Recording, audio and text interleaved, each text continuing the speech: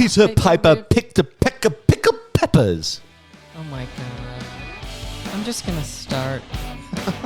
As you can tell, Mr. Will Snow is warming up his voice. You know, we haven't worked in a while.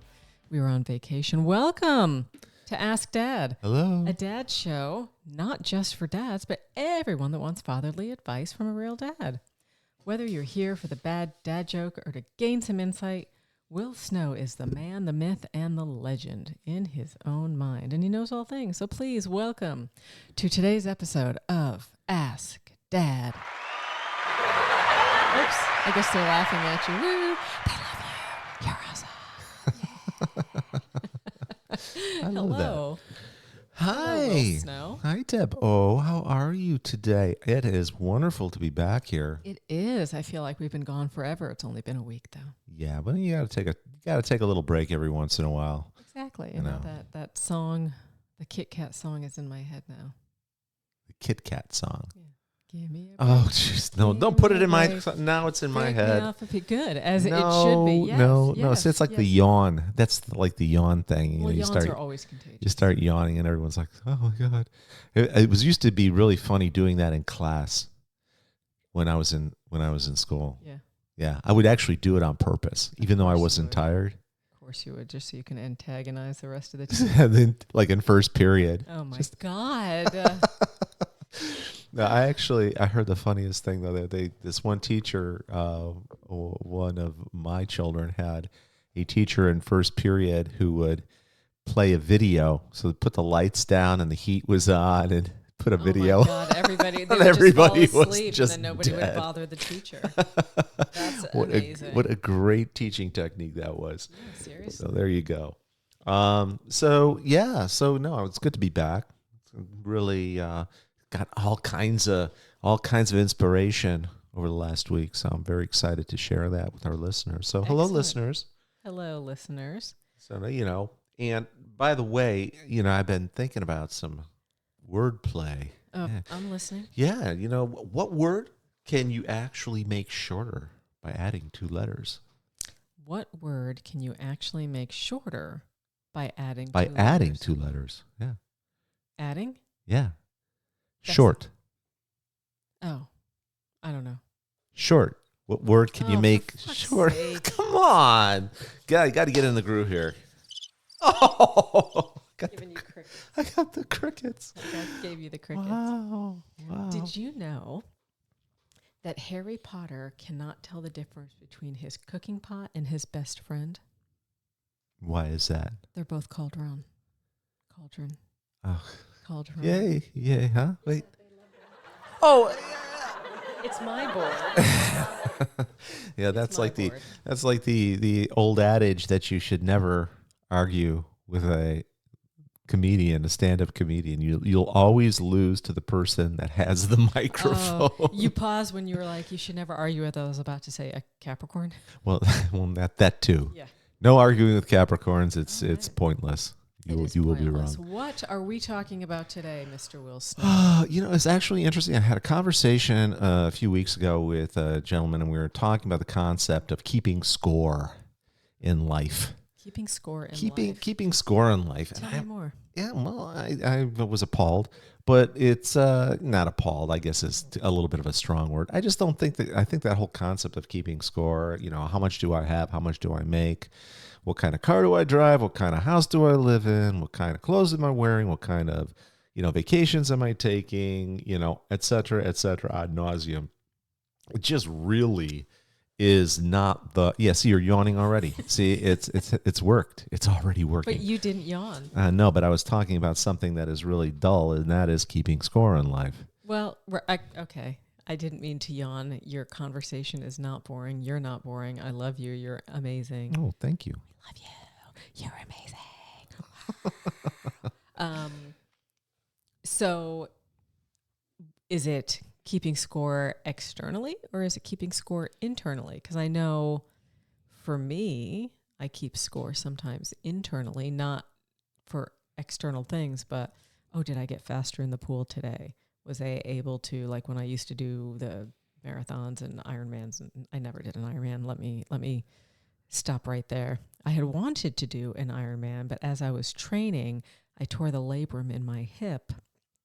Couldn't get a doctor to diagnose me properly. Having a physiology background, I knew what was really wrong, but no one would listen. So it took a total mental breakdown in a doctor's office before somebody actually listened. But I digress. Anyway, when I would run half marathons and do triathlons, I would keep score on how was my time? Did I get better? That type of thing. Yeah, I mean, I don't think there's anything wrong with having goals. Okay. Goals are Goals. fine, but measuring the quality of one's life by with respect to, what others have achieved, and that to me is more of a scoreboard, right? Yeah. That's a scoreboard here that I have, with the rest of the world. It's me v the world, and I've got this and they don't have that, and so I guess from my perspective, that's just kind of a waste of time. That's social media. Yeah. That is Keeping up with the absolutely Joneses. social media. It's a really interesting thing that I've actually heard that there were, individuals that were talking about what is the one thing that boomers really had and that Gen X really had that they wished that they had. And I mean, aside from housing, of course. You mean that they wish they had now Yeah. or then? That they wish that they had now that Gen X, boomers, etc. had then.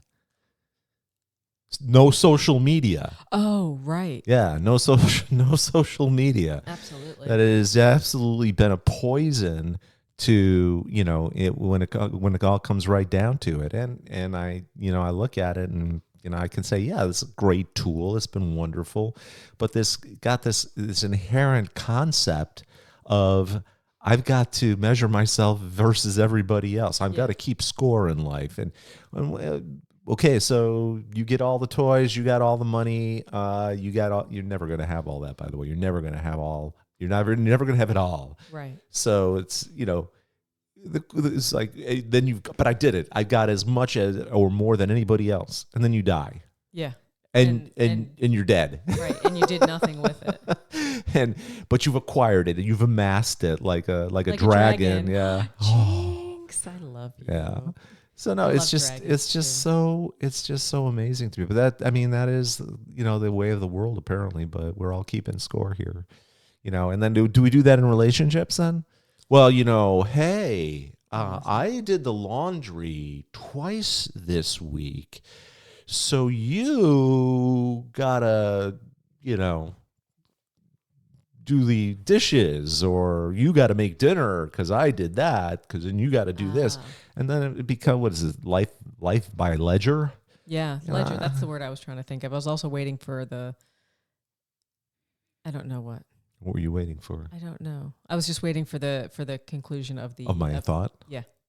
Well, I was actually going to do something that was a little bit less PG, but I changed my mind because... Well, go... I already said fuck, so this is already an explicit episode. You can't just throw that out there. And why can't fuck? I guess you can. Well, okay, What that about means penis? it's time. That penis. means no. Anyone ever play the penis game? Penis game. We've talked about Have the we penis talked game. about the penis game? All right, I guess it's time to break out the book. My swear book. The swear book. Bollocks. Bollocks Okay. is the word. Oh, bollocks. I bollocked him for talking bollocks out of his bollocks. My English accent is not, because I also haven't worked in a while.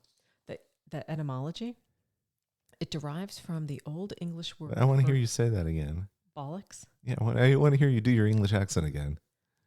No. Wait. I mean, I've received harsh Well, you're horrible. critique. Your My accent- fans don't think so. They love me. Wait, let me. No, get your paws away from my board. Ow. Hey. Hey, you're reaching.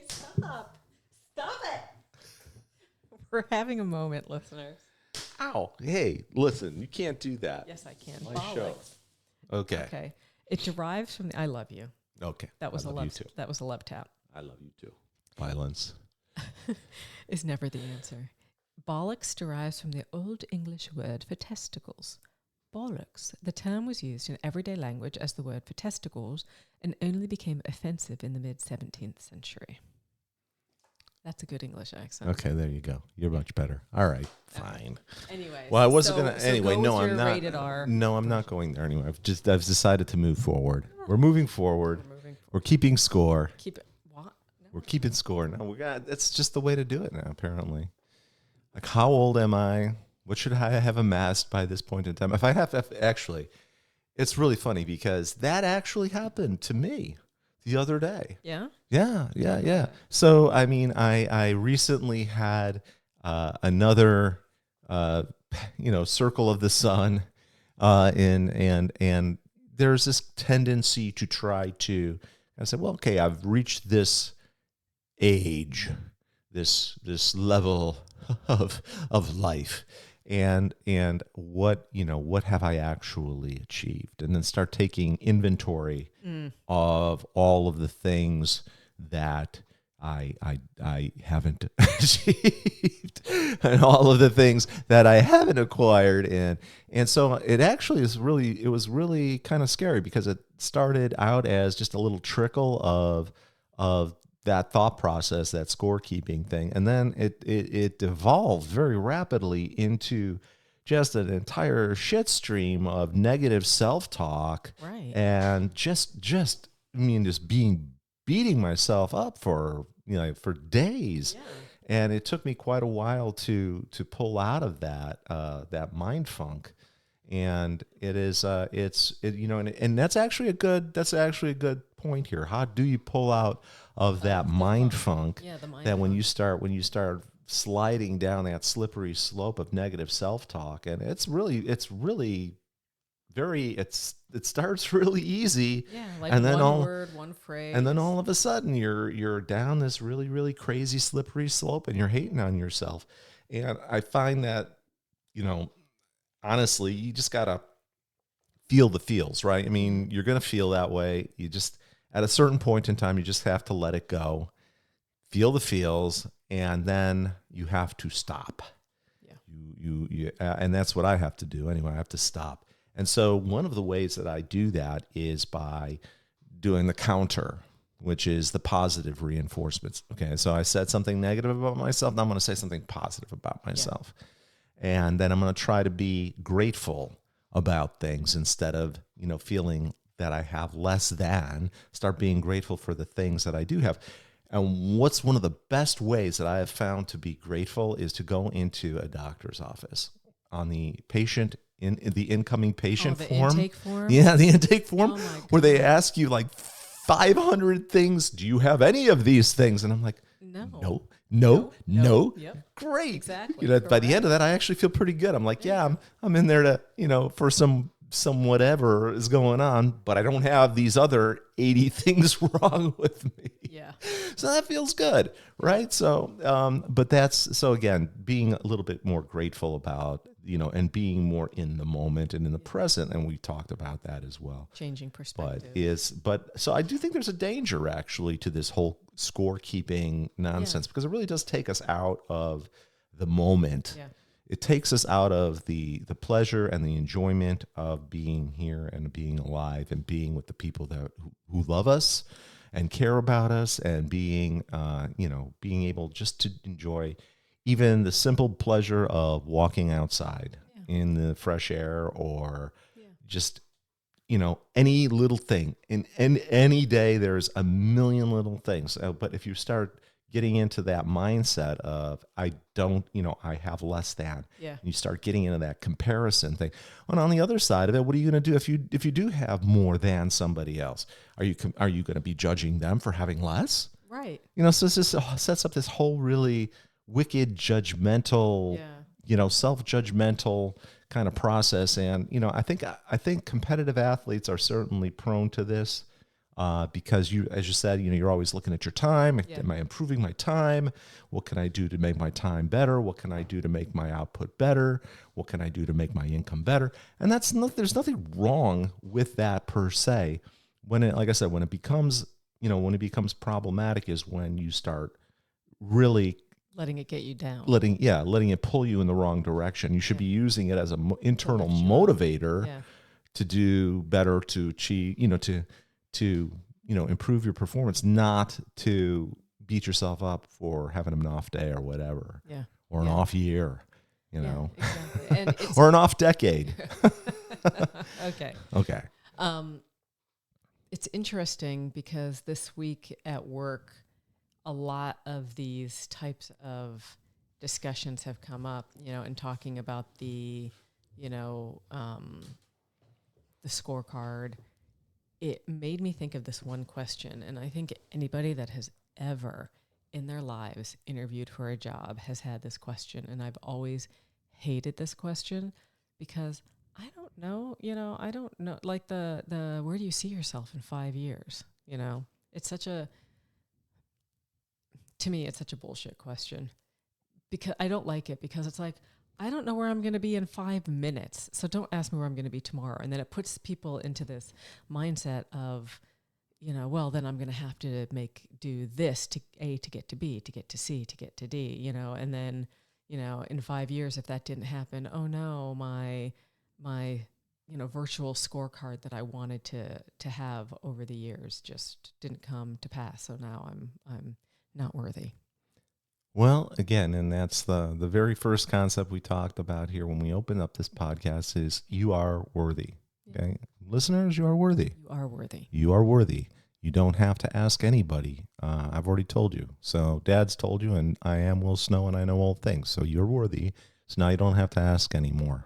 But the concept of the where you're going to be in 5 years is it's actually, a low energy question. Yeah. And low energy questions deserve low energy responses. Yeah. And so my recommendation, obviously, for interview, I have a whole.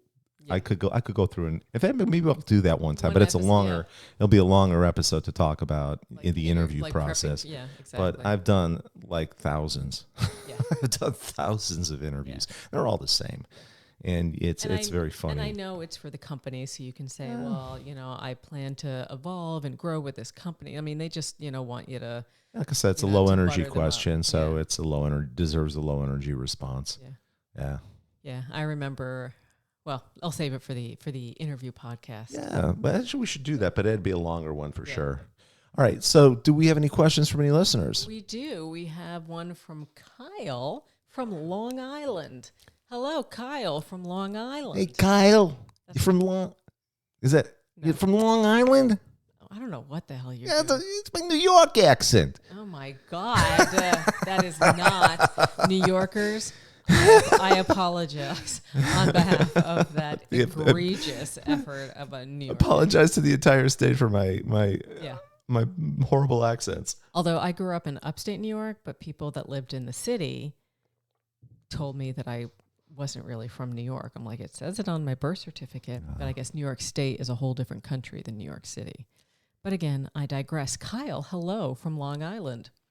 Kyle says, hi, Will. I just found out today that my wife is pregnant. Woo, that deserves applause. Yay. Fantastic, Kyle.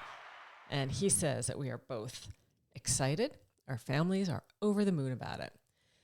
But his problem, his wife wants to have a home birth with a midwife because she hates going to doctors. And the thought of being in a hospital is giving her panic attacks. I think she's overreacting, and I'm concerned for the safety of our baby and her. I work in a bank, and I have zero training in the field. How can I persuade her to change her mind without compromising our happiness? Well, thank you for writing, Kyle. Thank you, Kyle. Thank you. And I'm going to let Will Snow, the dad, talk about this because for me, I am not a parent. Oh, I've got some thoughts on this, Kyle. Go right ahead. Hey, Kyle, you're got to persuade her that you're correct, huh? You're going to persuade her that she's wrong, I mean, I've got opinions on that. Me too. She's only the one that's actually having the baby, but okay, let's talk about this concept that the only way to have a baby is in the, with an OBGYN in a hospital. That would imply that that infant mortalities and mother mortalities are actually improved drastically than, by using more traditional methods of midwives and home births. if you look at the actual numbers on that, I think you're going to be a little bit surprised because it's not quite that way. So if your primary concern is, for the mother and your child, which, it should be, Yes. take a look at the actual numbers, and you're going to find something that is going to be a little surprising to you. Because believe it or not, childbirth actually happened before the American Medical Association started, credentialing OBGYNs. I'm not being disparaging of the field, of the medical industry, or anybody in it. I am not being disparaging. But what I am saying is that there is a reality here too, that there's concerns about going into an institution having a baby just as much as there are with home births. So, there's always possibilities of doing hybrid kind of environments where you do the first part of the labor at home and do the second, the delivery in a hospital if you want. But what I would suggest is get educated on the subject first. Absolutely. And one of the best books out there that I actually read was Husband Coach Childbirth by Dr. Bradley. Oh. Yeah, the Bradley method was what I'm very familiar with it. I actually almost got certified as a Bradley instructor. It's really empowering. It's very, very empowering to both the father and the mother of the child, because it is, both parents, it's because it's actually in your control, very much so. And the process is really, it's not frightening. It's beautiful. It's wonderful. And everything makes sense. I mean, you start understanding, okay, what is this labor pain all about? It's like, okay, this is what this is. This is what's causing this. Okay.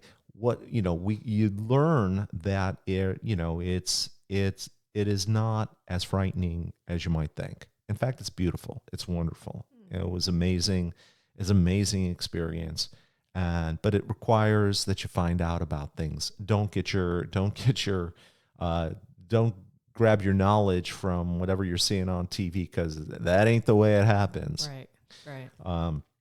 So again, Kyle, before you decide that you want to go on to persuade somebody about something and the correctness of your position, do a little research.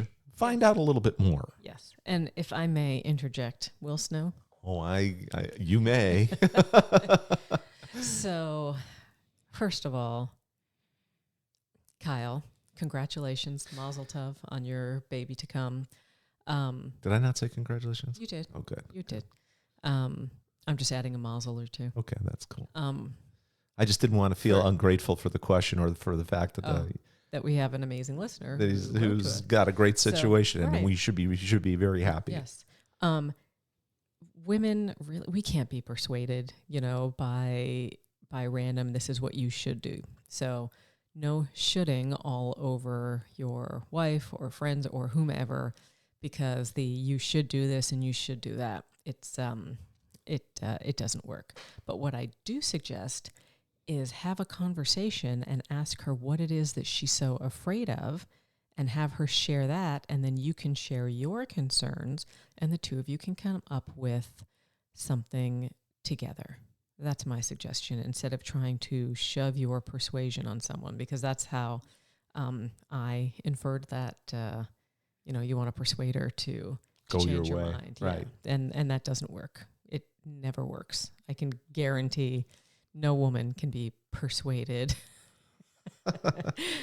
So no, but actually the other thing that I want to say here, Kyle, is you're going to be missing out on a beautiful experience that is really will bring you closer together, and as a family unit will bring you all closer together if you allow yourself to learn about this process and learn and immerse yourself in it, and don't be approaching it fearfully. yes, correct. Approach it in a love-based way, because that's what this is. That's what this is about, and it's such a powerful bonding experience to help your spouse or your partner as they're going through this. They're very vulnerable. You are there in a very protecting and nurturing role. And you are there during the whole process. And I just remember seeing my children after they were born, and looking in those eyes and seeing the universe. And these were such powerful moments, and such just wonderful and tender moments that would, if I had left that process in the hands of the experts and did not participate fully in that whole situation, I would have missed so much. And I would have been much poorer for it. And I honestly say that it's so worth investing the time to find out more. Excellent. And just really enjoy it. Every moment of it. It's such an experience. It's such a roller coaster. It's just brilliant. And I wish you all the best. So thanks again for writing, and I hope all is well. And if it's a boy, you can name him Will. All right. If it's a girl, name her Wilmina. Is this what you're saying? I didn't say that. So if I can just add one more thing based on what the fabulous Mr. Will Snow was saying, if I could quote Ted Lasso for a moment, it would be to be curious in the reasons, not judgmental of the why. Oh, be curious, nice. not judgmental. I like that. Very good. Yeah, that was Ted Lasso. I can't take credit for it. But well chosen at the right time. Awesome. So thank you again, Kyle. We appreciate you. And any last minute words of wisdom, Will Snow, based on the scorecards or the birthing options? Yeah, stop keeping score. Just enjoy. How's that? I like that. That should be a tagline. Yeah, we'll get some merch. Get some merch. That's right. Do you have a dad joke? I do. I have the hiccups, guys. Sorry. So why do windmills listen to Black Sabbath? Well, they're heavy metal fans. Oh my God. So good. It was so good. Okay, fine. There. Are you happy now? I am. I'm very happy. That was actually, goddamn. I have two. I'm trying to decide. Why do people who live in Greece hate waking up at dawn? You totally moshed that joke. No. Why do people who live in Greece hate waking up at dawn? No. Why do they hate waking up in the morning? Because dawn is tough on Greece. Well, no. The way I heard it was, fuck off. All right. I'll do my other one. No, wait. Where's my board? Ow. The way I heard it was, why do they hate waking up at dawn? Uh-huh. Because dawn is tough on Greece. Yeah, but see, then Not you got the same. everybody can make the connection, Will Snow. You that's fucked the whole up my joke. But that's the whole point. The whole point. My name is Will Snow, and I know everything. That's the whole point of a dad joke. Why did the math book look so mad? Don't. If you know the answer, you better not fucking say I'm not going to say it. Why? It had too many problems. Such an asshole. This is definitely the explicit episode. Apparently so, and I didn't even know it. Yeah. All right. Well, everyone, thank you for tuning in to Ask Dad, the show of fatherly advice for all with a smattering of bad dad jokes. The love is real. not real at this point. No, it is the not. glare that I just got. That is correct. And the man is real. So we'll see you next time. So until then, please go to iwillaskdad.com and review some of Will's book, Rescue Cat. The first 11 chapters are up.